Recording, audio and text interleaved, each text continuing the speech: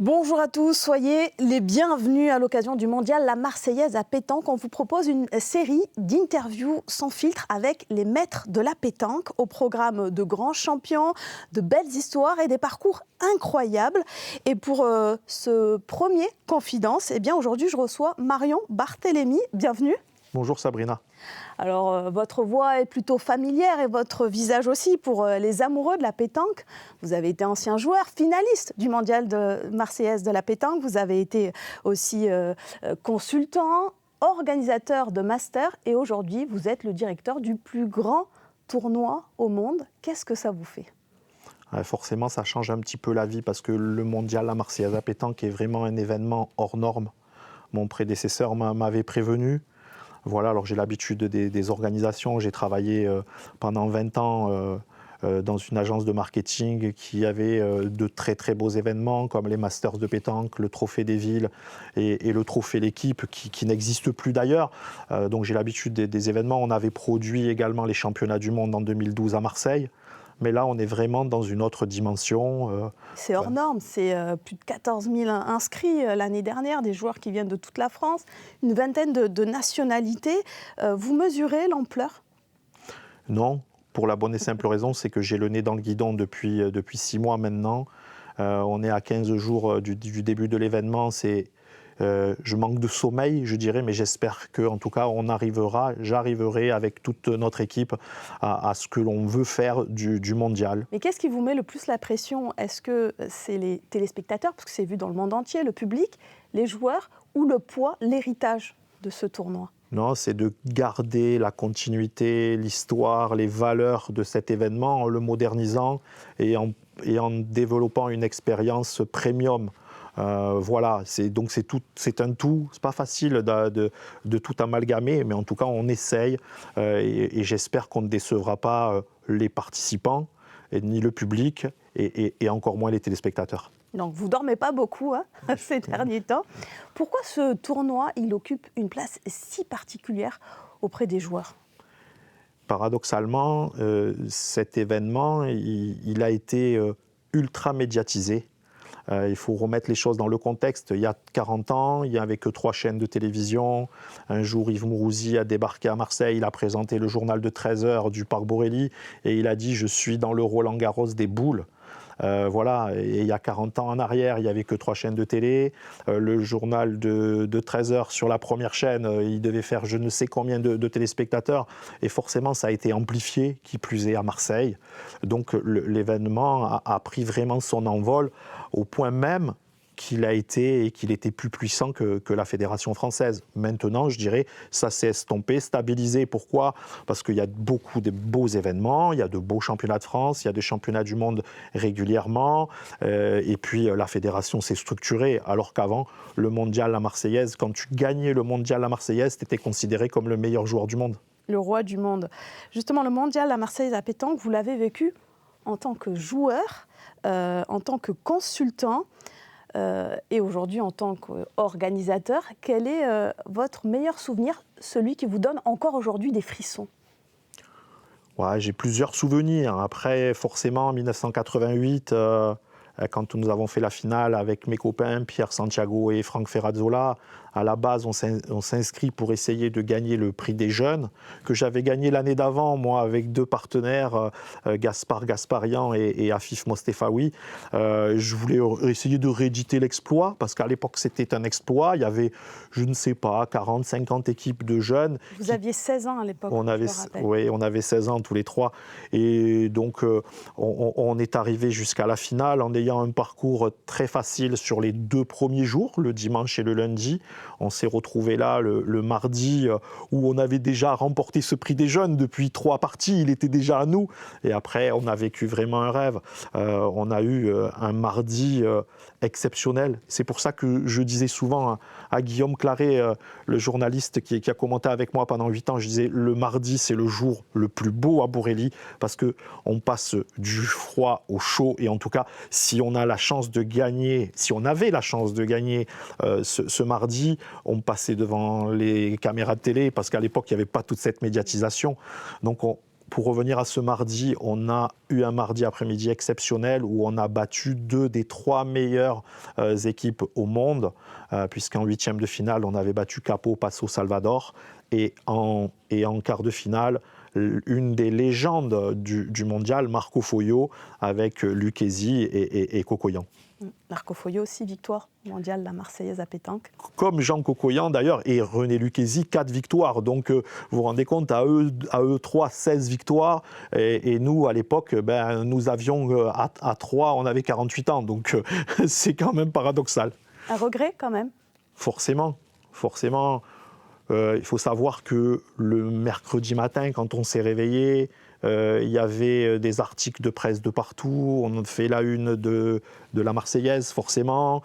À l'époque, il y avait 3 journaux. Ici, il y avait le Méridional, il y avait le Provençal, la Marseillaise. On était de partout. On était sollicités de toutes parts. Quand on est arrivé en demi-finale, qui se déroulait à l'époque dans le stade de Luvonne. Donc c'est avant de rentrer au Parc Borelli sur la droite. Il y avait des tribunes archi-combles.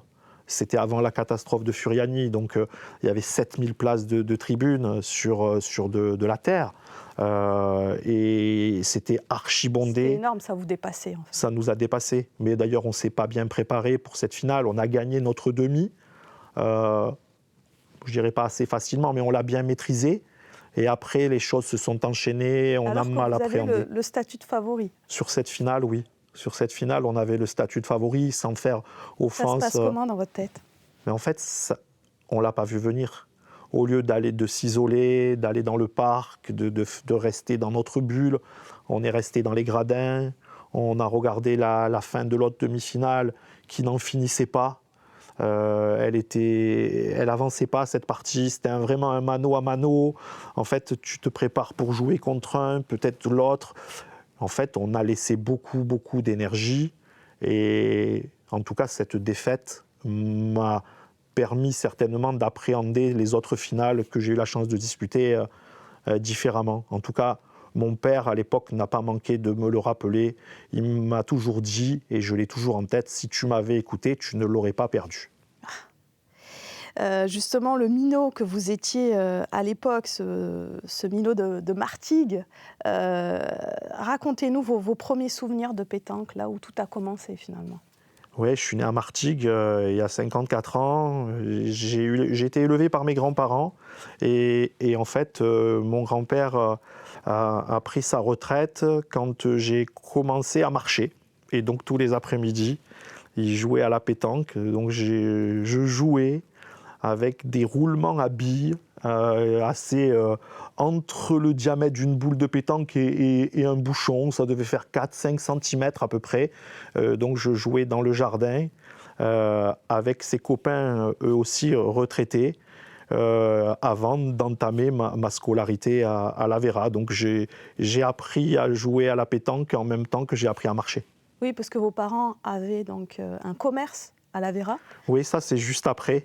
Et en face, il y avait un terrain de boules. Voilà, c'est juste après. Donc après, à l'âge de mes 8 ans, mes parents ont pris un bar-tabac restaurant, toujours dans ce quartier de l'Avera. Et il y avait le terrain de pétanque. J'avais que la route à traverser. Et je passais plus de temps à jouer à la pétanque qu'à faire peut-être mes devoirs à l'époque, que ce soit aussi bien en primaire que quand ensuite je suis allé au lycée. C'est un sport qui m'a toujours plu parce qu'il y a beaucoup de stratégie quand on le pratique au haut niveau. Et à quel moment justement vous êtes dit de cette passion, je veux en faire quelque chose, je veux jouer au haut niveau? En fait, je suis quelqu'un qui marche beaucoup à l'affect, qui n'aimait pas à l'époque être piqué. Et ça me motivait. Et je me rappelle un jour, je pense que c'est aux alentours, je devais avoir une dizaine d'années, 82, 83. On est allé avec mon père, nous a accompagnés à Aix-en-Provence avec mon partenaire de l'époque, Eric. Et on est allé faire un concours cadet. Et quand on est arrivé là-bas, j'étais trop jeune et je me suis fait refouler. Et on est reparti, donc c'était à Aix, au Jas de Bouffant, il y avait un grand club à l'époque là-bas. Et je me suis dit, et je trouvais ça très injuste, et je reviendrai. Et l'année d'après, on est retourné, on a gagné ce concours. Voilà. Et j'ai toujours été un compétiteur. Je n'avais pas le talent, certainement, de mes partenaires. Je jouais pas trop mal, hein, mais j'étais toujours très motivé. Gagner, analyser les faiblesses, les forces de l'adversaire, ça m'a toujours plu, en tout cas. Alors, vers 25 ans, vous décidez de passer de l'autre côté du terrain. À un moment donné, justement, vous avez quitté les terrains avant de devenir consultant pendant 5 années. Pourquoi ? Ouais, il y a eu une petite période, je dirais, intermédiaire, puisque, comme vous le savez, c'est FFP-JP, pétanque et jeux provençal. Aux alentours de 1991, j'ai joué pendant 3 ans au jeu provençal, où je jouais même aux 2 jeux. J'ai eu la chance aussi d'avoir d'excellents résultats avec peut-être un des meilleurs joueurs de tous les temps, Philippe Roux. On a joué pendant 4 ans ensemble.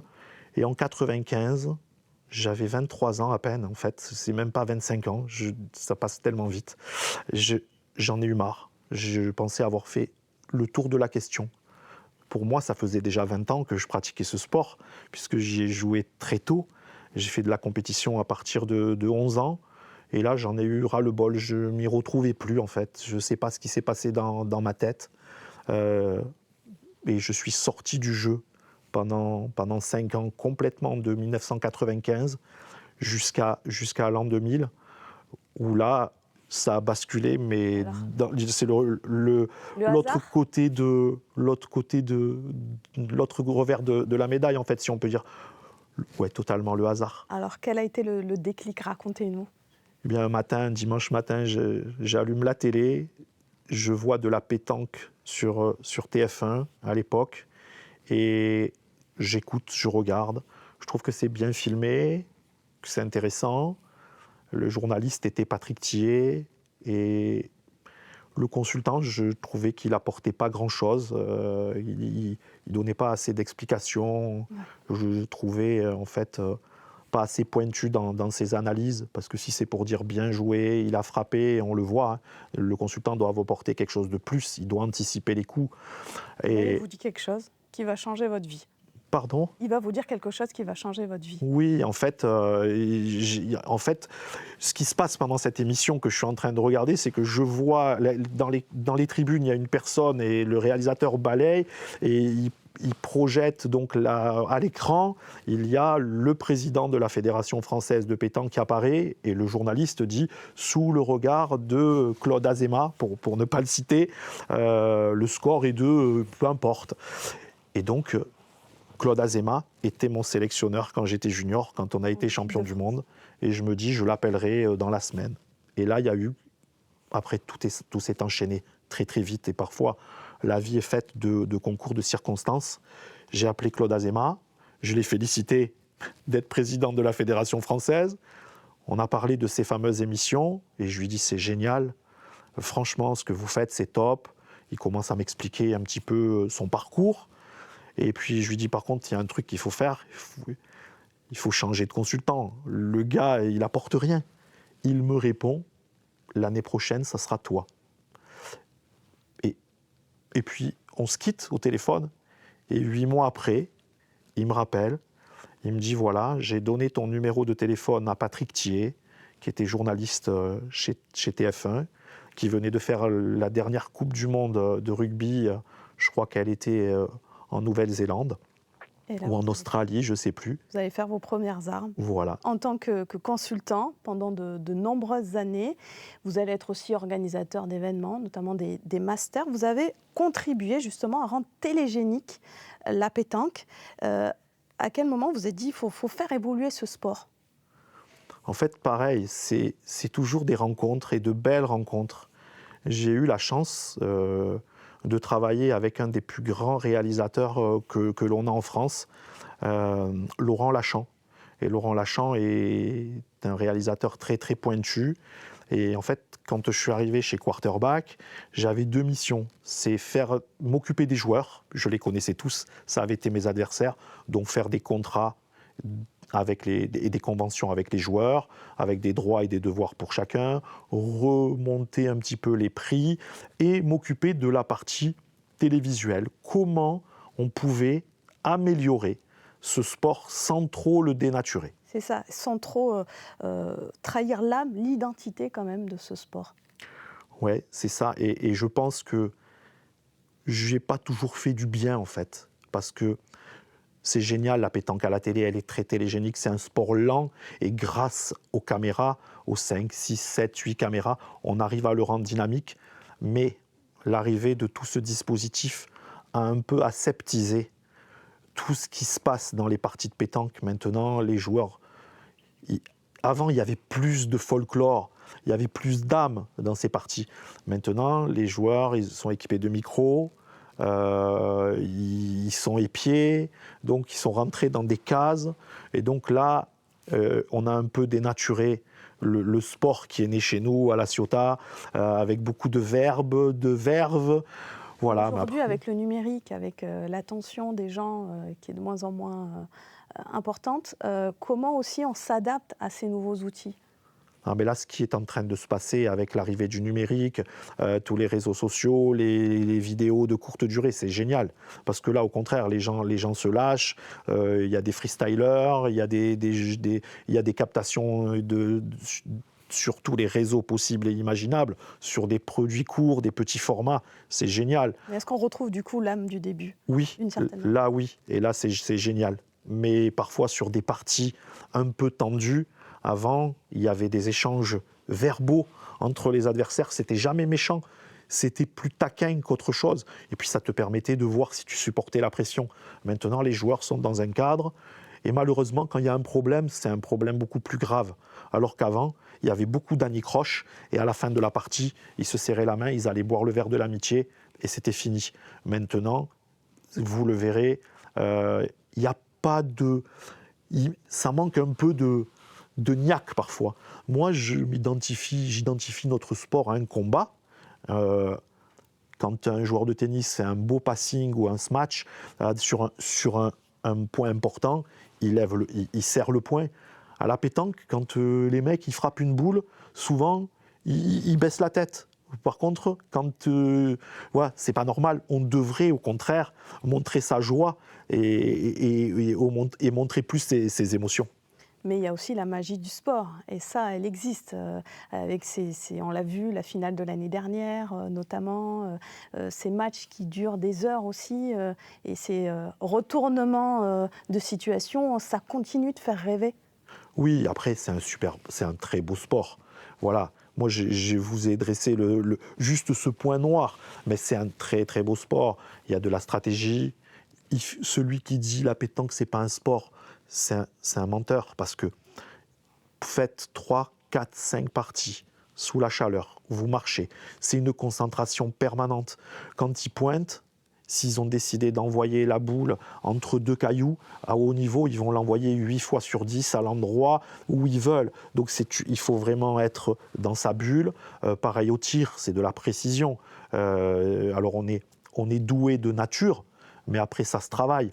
Quand on voit les moyennes de tir que sont capables de réaliser les Dylan Rocher, Michael Bonetto, c'est un don. Mais après, à un moment donné, il faut savoir faire abstraction de tout ce qui se passe autour aussi. Alors, il y a une partie, en tout cas, qui n'est pas totalement gagnée à la pétanque, c'est la place des femmes. Aujourd'hui, c'est 20% des licenciés. Est-ce que c'est l'un des grands défis à venir, justement, pour lutter contre ces préjugés ? Ils existent, sans langue de bois. Oui, ils existent. En tout cas, c'est une de mes principales missions dans mon nouveau job.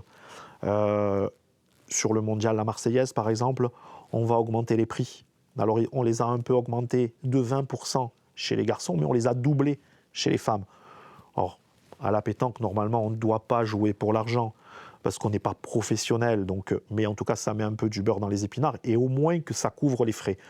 Au niveau de la pétanque, je dirais féminine, depuis une dizaine d'années, elle est en train de vraiment de se développer. Il y a de belles et bonnes ambassadrices en France. Citez-nous-en une ou deux, justement, pour moi, Angélique Colombet, qui est quelqu'un d'extraordinaire, qui a été championne du monde, qui pourrait jouer chez les masculins sans aucun problème. Elle sait tout faire, elle a tous les coups de la pétanque. Après, il y a une jeune dame qui s'appelle Charlotte Darod également, qui vient du tennis. Et elle, parfois, elle a ses émotions sur le terrain. Et c'est vachement bien. Mais en tout cas, elle a tout compris, dans le sens au niveau de la préparation, du mental. Elle a eu... On la verra cette année sur le mondial? J'espère. On n'a pas encore eu les inscriptions des équipes de France. J'espère, en tout cas, elle fait partie elles font toutes les deux partie de l'équipe de France, de la sélection française. Mais je ne suis pas certain que la fédération ait choisi le mondial chez les féminines pour se préparer. Il y a des échéances. Je crois que les championnats d'Europe arrivent juste avant ou juste après le mondial. C'est juste avant, voilà. Donc peut-être qu'ils vont les laisser souffler. En tout cas, à l'heure où l'on se parle, je n'ai pas d'infos précises sur ce dossier-là. Avec votre regard d'expert, comment vous jugez le niveau de jeu aujourd'hui par rapport à vos débuts à vous? Le jeu, il a changé parce que on privilégie beaucoup plus le tir. C'est un jeu beaucoup plus offensif. Si on écoute un petit peu tout le monde parler, que ce soit les journalistes, les consultants, les joueurs, on joue de plus en plus dans des cadres. Avant, même dans les nationaux, il y avait des parties éliminatoires qui se jouaient dans des terrains non tracés. Maintenant, tout est tracé. C'est des terrains de 15 par 4. Quand on fait des allers-retours au bout de 3 mètres, on connaît le terrain par cœur. Et c'est un jeu d'attaque parce que c'est souvent des terrains rapportés aussi, donc avec un peu plus de gravette ou de gravier, on peut faire beaucoup plus de carreaux. Avant, les terrains étaient plus naturels, et donc il fallait très très bien pointer. On pouvait mettre les adversaires en difficulté avec Vous êtes admiratif ou c'était mieux avant? Je suis un peu nostalgique parce que moi, mon poste, il était plus... Et même le jeu que je menais avec mes partenaires, souvent, c'était plus un jeu de défense. Mais après, c'est plus spectaculaire. Donc, si on se met d'un côté ou de l'autre, voilà, je pense qu'il faut privilégier le spectacle. Mais ça a été un changement radical. Ça, c'est certain. D'ailleurs, les équipes sont souvent composées de 2 tireurs. Et le troisième est celui qui occupe le poste de pointeur est souvent un milieu. Qui est polyvalent. Après, ils savent tout faire. Et au haut niveau, ils sont capables de tout faire. Et ils savent surtout tout faire. Et ils le font souvent très, très bien. Et quels joueurs aujourd'hui vous impressionnent le plus? Ils sont nombreux, mais si vous pouvez m'en citer un ou deux. Dylan Rocher, c'est quelqu'un qui a gagné son premier national. Il avait 13 ans, il y a une vingtaine d'années. Il est encore au haut niveau. Il a des problèmes de santé à son poignet. Il a quelques soucis. Il est toujours là. Ça, c'est, je dirais, pour ceux du 21e siècle. Après, il y en a un, pour moi, c'est le number one. Ça restera mon modèle, parce que j'ai eu la chance de le connaître avant qu'il devienne le roi. C'est Philippe Quintet. Voilà, Philippe, j'ai eu la chance de le rencontrer en 1988, quand il a été champion de France individuel. Nous, on venait de faire cette finale à la Marseillaise. On avait été champion de France junior dans la foulée. Donc, je dirais que nos débuts ont été à la même période. Et après, quelle évolution de la part de ce garçon, 14 fois champion du monde en tant que joueur, 3 fois en tant que coach. Il a tout gagné, mais il a surtout il n'a pas changé. Une humilité, et puis après, c'est la science du jeu. Souvent, quand j'ai toujours gardé une neutralité et une impartialité lorsque j'étais consultant, mais j'adorais leur manière de mener le jeu. Tout était calculé, rien n'était laissé au hasard. Jamais une boule tirée de trop au risque de prendre une grosse main.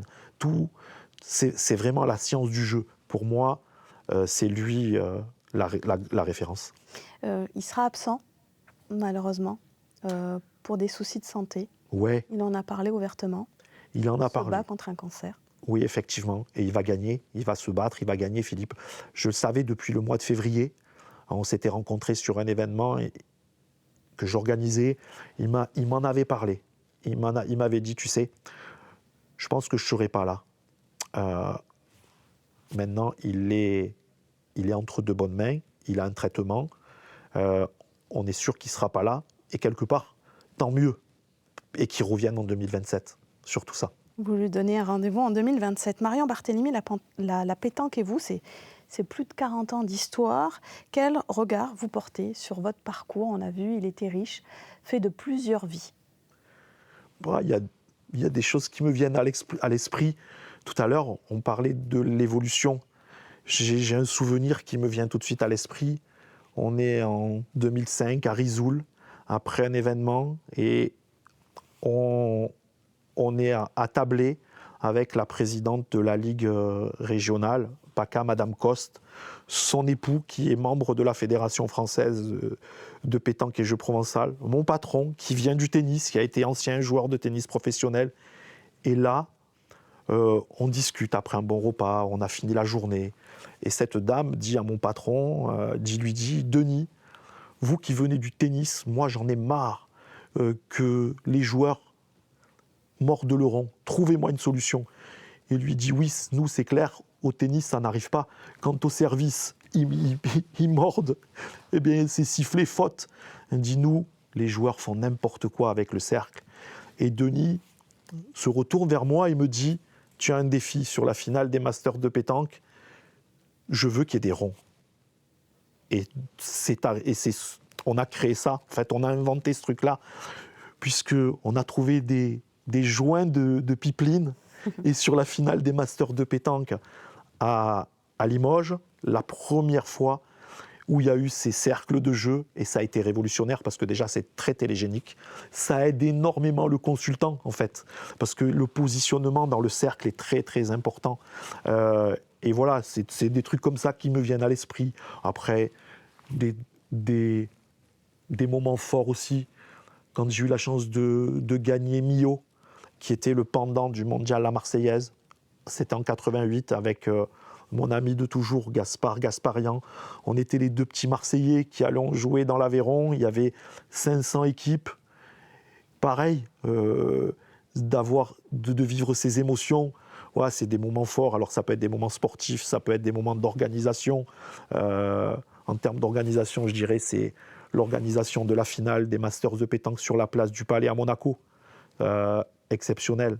Quand je me souviens d'être sorti du bureau du ministre des Sports à Monaco avec le président de la Fédération monégasque de pétanque, le ministre ne voulait pas que ça se déroule là, et le président de la Fédération monégasque m'a dit « je vais appeler le prince et ça va se dérouler là ».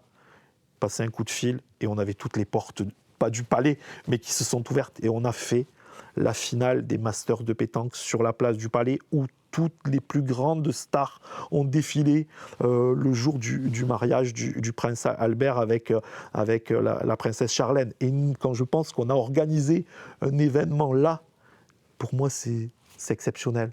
J'ai aussi un autre souvenir, c'est à Marseille, pour ce qui restera peut-être le plus beau championnat du monde de tous les temps. On a fait un championnat du monde avec 17 000 entrées payantes en 4 jours au Palais des Sports, juste à quelques mètres d'ici. C'était génial. Voilà. Maintenant, on ne va plus parler du passé. J'ai un gros dossier, un gros chantier qui m'attend dans 15 jours. La pétanque vous a beaucoup donné, mais quel sacrifice aussi elle vous a coûté? Ouais, alors, les sacrifices, quand j'étais jeune, forcément, au niveau scolaire, j'ai pas séché les cours, mais je préférais aller jouer à la pétanque que faire mes devoirs. Après, j'ai eu cette chance, même en n'ayant pas des diplômes, de pouvoir travailler, de pouvoir occuper des postes importants, parce que je suis un gros travailleur, gros travailleur, ça c'est certain. Après, au niveau familial, c'est certain que parfois absent. Mais absent, pourquoi? Parce que les événements se déroulent souvent l'été. Et vos proches, ça, ils l'ont compris? Vos enfants, votre femme? Mes enfants le comprennent au quotidien, certainement. J'ai la petite qui est encore jeune. Là, je suis totalement célibataire, donc j'ai pas de soucis. Mais en tout cas, forcément, ça m'a coûté, c'est certain. En tout cas, c'est un sport, c'est votre passion. Quel conseil vous donneriez à un jeune qui débute aujourd'hui, finissant sur une belle note positive? Oui, non, mais les jeunes aujourd'hui, il faut qu'ils gardent la tête froide, et c'est pas parce qu'ils gagnent des compétitions et qu'ils sont médiatisés à 14-15 ans qu'il faut se croire qu'ils vont terminer comme Dylan Rocher. Il faut y aller étape par étape aujourd'hui, et qui plus est dans notre région. C'est un peu comme un joueur quand il rentre au stade Vélodrome, il fait 2 matchs magnifiques, c'est le futur Ronaldo. Non, allons-y tranquillement, ne brûlons pas les étapes. On a cette chance dans ce sport, c'est qu'on peut jouer jusqu'à 50, 60 ans au très très haut niveau. Ou voire plus, comme Plus. Marco Foglio. Voilà. Quelle page vous souhaitez écrire avec ce tournoi, cette 65e édition? Cette 60e édition, on la souhaite une édition de proximité, déjà. On va se recentrer vers Borély.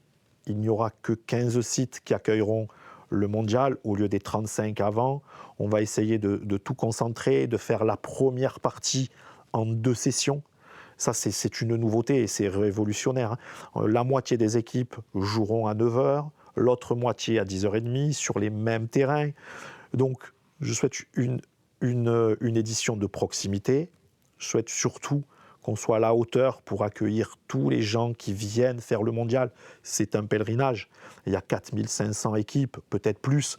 On ne va pas chercher à battre les records. C'est surtout conserver notre ADN, garder les valeurs et essayer de proposer une belle édition qui va être ultra médiatisée, et ça, j'y tenais beaucoup. Ouais, une émission quotidienne, des live sessions, il y aura de nombreuses nouveautés et c'est à suivre donc du 3 au 8 juillet prochain au Parc Borély. Merci beaucoup Marion Barthélémy de vous être livrée sans langue de bois, à cœur ouvert. La pétanque, ce sera bien évidemment à suivre sur nos antennes, sur nos réseaux sociaux. N'hésitez pas à liker, à commenter, à partager. On compte sur vous. À très vite.